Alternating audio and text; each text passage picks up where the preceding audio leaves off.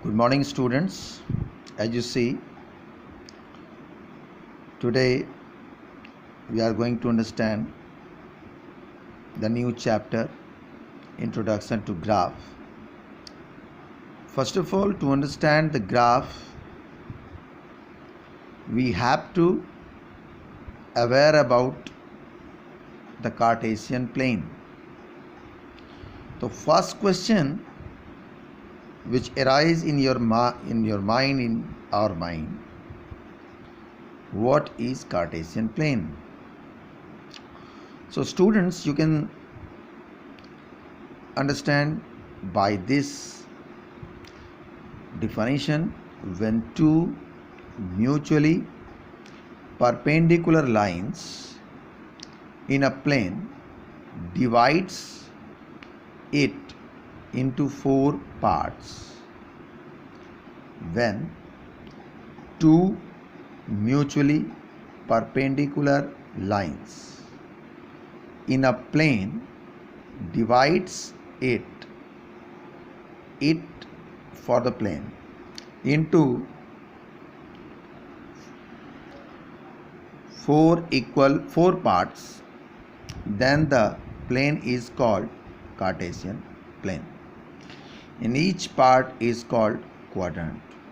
Students, जैसा कि आप देख सकते हैं, यहाँ मैंने दो लाइंस खींचे हैं, x dash and y dash, और ये दोनों म्यूचुअली परपेंडिकुलर, म्यूचुअली मतलब एक दूसरे पर परपेंडिकुलर है, मतलब यहाँ 90 डिग्री का एंगल फॉर्म हो रहा है. सो you can see here x dash and y dash, two lines, and these are perpendicular to each other.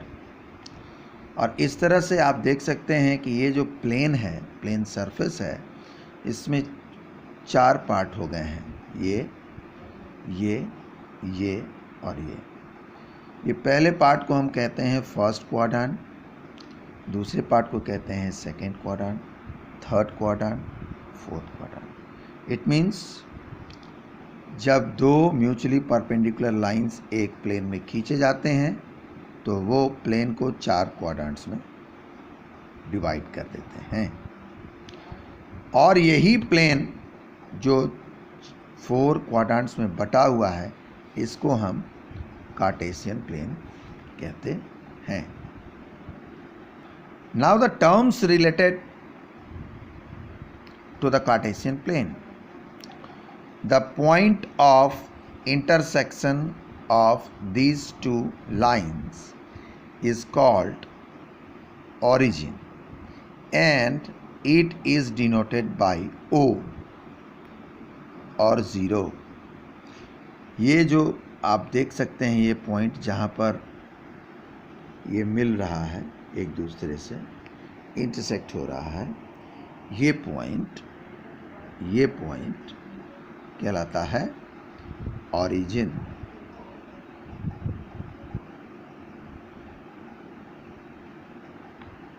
Okay. The horizontal line x dash x is called x axis. ये जो आप x dash x line देख रहे हैं, ये कहलाता है x axis. बढ़िया से देख सकते हैं आप, x dash x is a line and this line is called x axis. Okay. और ये the vertical line y dash is called y axis. Okay, and both the lines x dash x and y dash together called coordinate axis, coordinate axis, AXES, which is the plural of AXIS. यहाँ दो axis हैं, इसलिए plural में AXES. And in the further classes, in class 9th, 10th, you will understand, you will read this chapter as coordinate geometry. कई जगह इसको coordinate geometry भी कहा जाता है. 9th-10th क्लास में आप कोऑर्डिनेट ज्योमेट्री चैप्टर में इस चीज़ को पढ़ेंगे.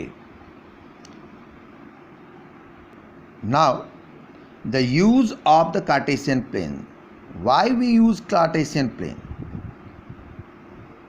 सो यहाँ आपको ये समझना है कि हम क्यों आखिर कार्टेशियन प्लेन पढ़ रहे हैं. इसलिए पढ़ रहे हैं ताकि किसी पॉइंट का एड्रेस किसी प्लेन में, दो पॉइंट के बीच का डिस्टेंस किसी प्लेन में, ट्रायंगल का फॉर्मेशन, रेक्टेंगल का फॉर्मेशन कैसे होता है, ये समझने के लिए पढ़ते हैं, जो आप फर्दर क्लासेस में पढ़ेंगे in class 9th and 10th.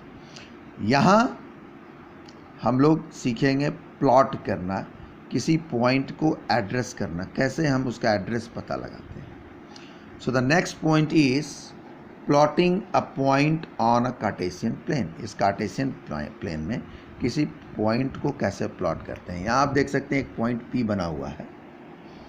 इस पॉइंट P का एड्रेस क्या है, उसका एड्रेस क्या है, जगह कहाँ है उसकी. तो इस पॉइंट P के बारे में जब हम लोग देखेंगे तो हम लोग सबसे पहले ये देखेंगे कि यहाँ से जब परपेंडिकुलर ड्रॉ करते हैं तो इस किस पॉइंट पर जाता है. तो ये 3 पर जा रहा है. एक्स एक्सिस के 3 यूनिट पर जा रहा है. सो पहला नंबर यहाँ 3 लिखेंगे और फिर यहाँ वाई एक्सिस पर हम लोग परपेंडिकुलर ड्रॉ करेंगे और देखेंगे कि किस नंबर पर जा रहा है. तो ये 2 है. तो इस तरह से 3-2 पेयर के रूप में लिखेंगे. 3-2 पेयर के फॉर्म में ही लिखेंगे. It is represented only in the pair and this is called coordinate of P. क्या कहलाएगा? Coordinate of P. यहाँ P3-2 में 3 जो है वो x कोऑर्डिनेट कहा जाता है. इसको एब्सिसा भी कहते हैं.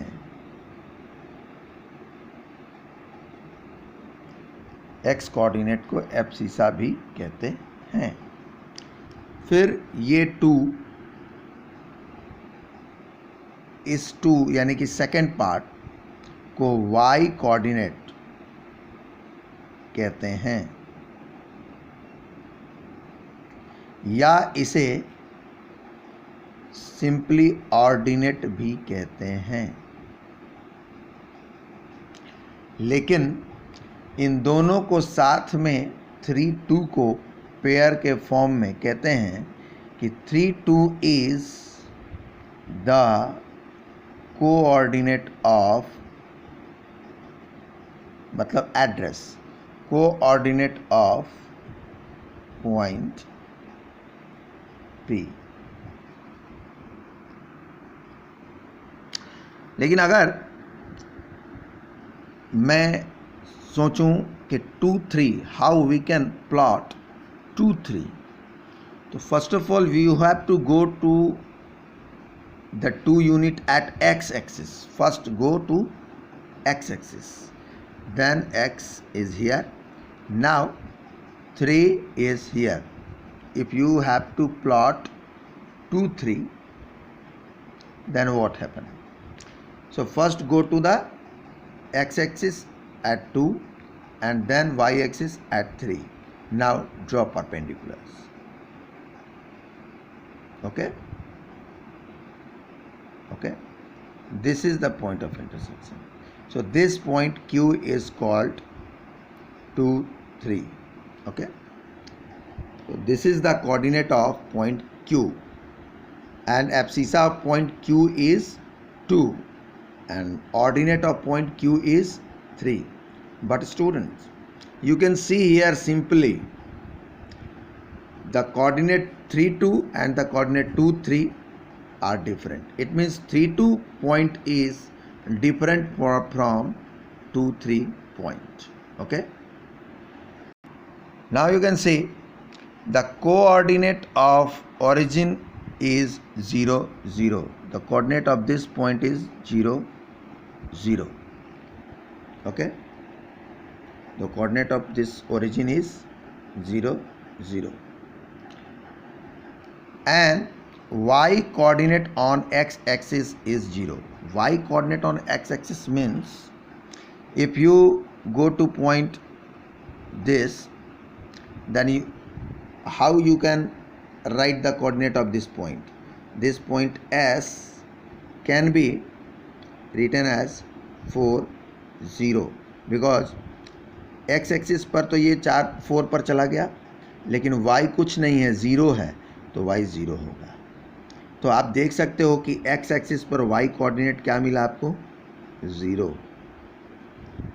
इसी तरह किसी भी पॉइंट, इस पॉइंट का भी कोऑर्डिनेट अगर चेक करें तो -2, 0 मिलेगा। माने x वाला पार्ट तो इसका रहेगा, बट y वाला पार्ट हमेशा 0 ही रहेगा x एक्सिस पर। ये -3, 0 है। सो y coordinate on x axis is always 0. Now x coordinate on y axis is 0. X coordinate on y axis is 0. How? If you plot this point, how you can represent this point? 0, -2. याद रखना है x coordinate पहले लिखना होता है और y coordinate बाद में। ऑलवेज एक्स वाई फॉर्म में ही लिखा जाएगा।